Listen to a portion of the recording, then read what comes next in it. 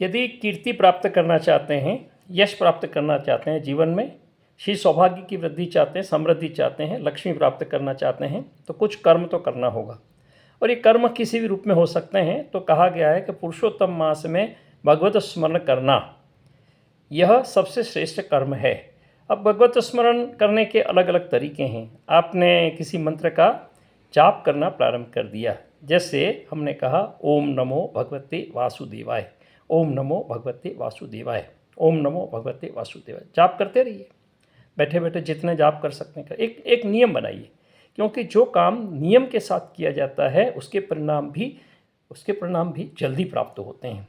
और बिना नियम के आज याद आया आज कर दिया, फिर 4 दिन बाद किया, फिर भूल गए, फिर कहीं बैठ गए, ऐसा नहीं।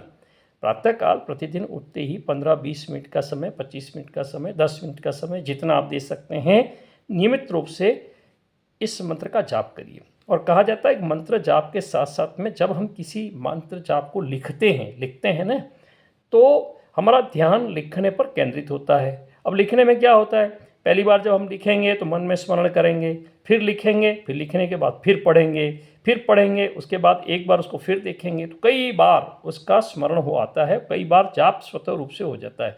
तो लिख करके किया गया कार्य ज़्यादा सिद्ध होता है। इसलिए हमारे शास्त्रों में और एस्ट्रोलॉजी में ये बात कही गई है कि मंत्रों के जाप के साथ साथ में मंत्रों को आप चैंटिंग करिए। अंग्रेजी भाषा में इसको चैंटिंग करना कहते हैं। तो चैंटिंग भी करिए और इसके साथ साथ में लिखिए। एक वाइट पेपर ले लीजिए, वाइट पेपर पर लाल पेन से आप लिख सकते हैं और उस पेपर को लिख करके सुरक्षित रख लेना। 7 दिन तक हमने लिखा तो हमें ध्यान में आएगा कि हमने इतनी बार मंत्रों को लिख लिया है। अब उन पेपर्स को करना क्या, पेपर्स को हम किसी घर के किसी शुद्ध जो हमारा मंदिर स्थान है या हमारा अलमारी है या हमारा बैठने का स्थान है, उसमें हम रख देते हैं उनको सुरक्षित रूप से।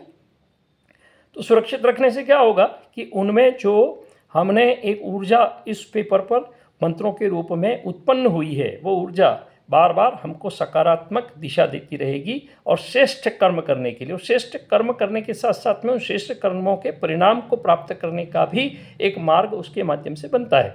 यदि बहुत ज़्यादा पेपर हो जाते हैं तो कुछ समय बाद में उन पेपर्स को आप पानी की शुद्ध बाल्टी में भिगो दीजिए।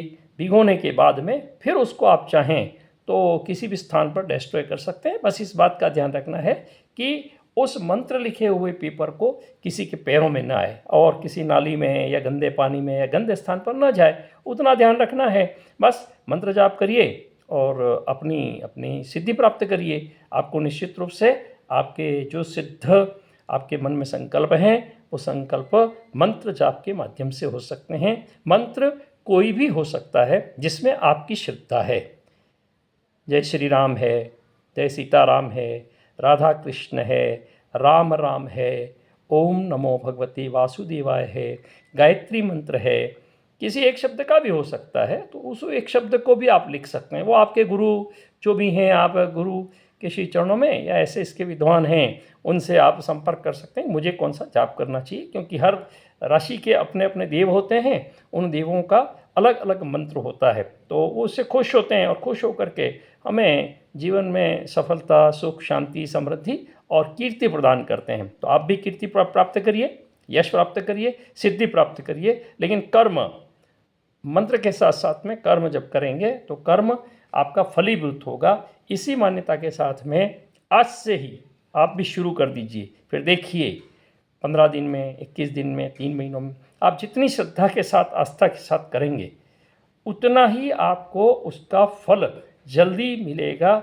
यह कई प्रकार के अनुभूत प्रयोग हैं। आप तो देखेंगे कि आज तो जितने हमारे चैनल्स चलते हैं, उन चैनल्स में कई लोगों की सफलता की कहानियाँ इन मंत्रों के द्वारा निहित हुई हैं। तो आप और हम भी कर सकते हैं। जीवन में निराश होने की आवश्यकता किसी को नहीं है। निराशा में आशा की सकारात्मक किरण यह मंत्र जाप हैं, यह मंत्रों का लिखना है, वो आपको निश्चित रूप से मिलेगा, ऐसा विश्वास है। आइए, जप और लिखने का यह काम है, उसको प्रारंभ करिए श्रद्धा के साथ, आस्था के साथ। आपकी जो भी दृष्टि है, आपके जो इष्ट हैं, उनको करिए, आपको निश्चित रूप से श्रेष्ठ परिणाम प्राप्त होंगे।